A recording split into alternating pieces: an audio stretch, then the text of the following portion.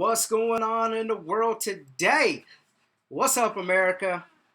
I'm jacked up. Been prospecting with our new EXP team from across the country, New York, here in the Midwest, all the way down to Dallas, out to the Washington area. Got a Canadian team sinking in as well.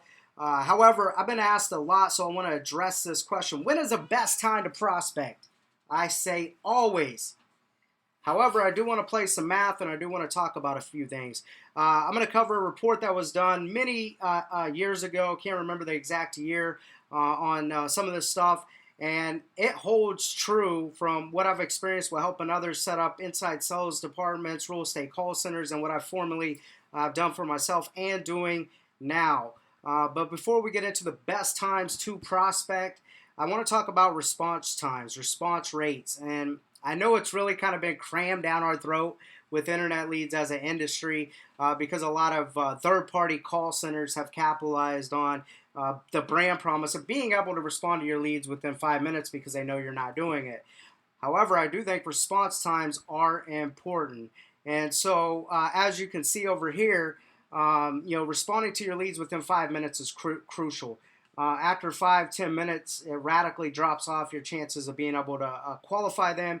In most cases, you're going to miss out on a lot of classified A leads, hot leads, because they're registering on other IDX feeds because they think there's more inventory on those sites. And so the agents that have resources behind them or responding to leads quickly, they're capturing the A stuff and you're left nurturing the B and C leads. And that's why in most cases, most people think internet leads just suck, but convert around 1 to 2% versus a 5 to 8% conversion that I'm able to get. And so I know you've heard responding to your leads is critical, but knowing is not power. Being able to execute is where it's all at. So I would ask you, are you actually executing them? I can remember one time when I had a gentleman that didn't believe in this philosophy. He was a old sales dog, been in sales a long time, and he was struggling with converting internet leads and just couldn't figure it out. So I threw down the gauntlet, right?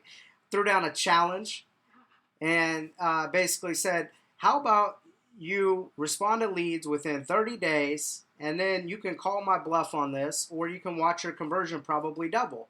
And he's like, well, I want to prove you wrong. And so for 30 days, he made a radical focus to respond to internet leads within 5 minutes for 30 days, right? And so I remember him saying like he was on the highway one time and responded to them about ran into a ditch. I don't suggest you do that. Pull over and then call the lead. Safety first, right?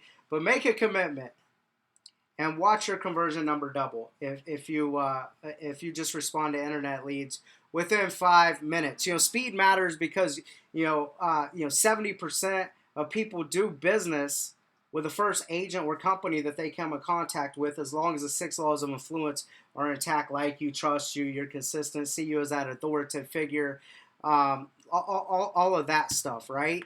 And so before we get into the best time to prospect, it's right when new leads get in. And so I would challenge you guys, you've heard it before, it's been crammed down our neck, but are you doing it? The second is what I tied into with being persistent. Also, a lot of agents are asking right now that I'm speaking with as I'm vetting out potential partners within EXP. Signed another 10-agent team this week doing 400 units. So now I have 31 spots left open.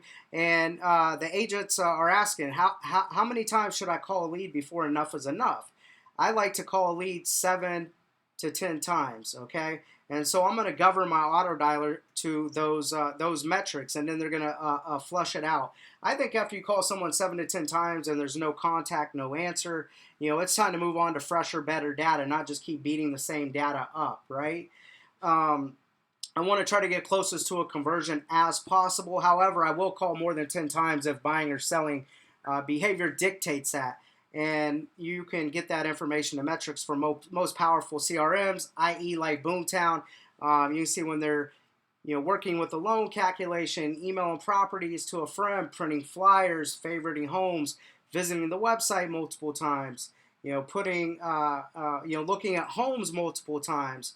And so if buying or selling behavior dictates it, then we will have more of an optimized one-off text, call, email, because obviously they're sticky and engaging with our website. So 7 to 10 calls is where it's at with internet leads. Now, when I'm looking at the best times to call, I see this as a fundamental flaw with most agents. Okay, now the best time to qualify a prospect, and you're going to set a majority of your appointments are going to be from in the morning time from 7:30 to 10:30, 11 in the morning, and then it's gonna tailor off and start dying. As you can see here, the best time to qualify contacts are really in between that 8 to 9:30 mark. I think it goes for till about 10:30, and then it's a grind from about 10:30 all the way to about 3:30, and that's what I've seen with call centers that I've got set up, what I've built for myself,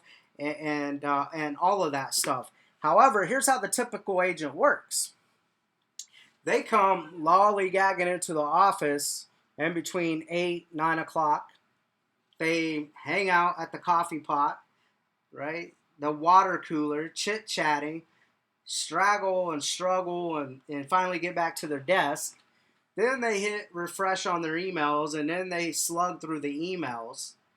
And then they start making calls about 10 or 10:30, right when it's getting hard to contact and qualify someone.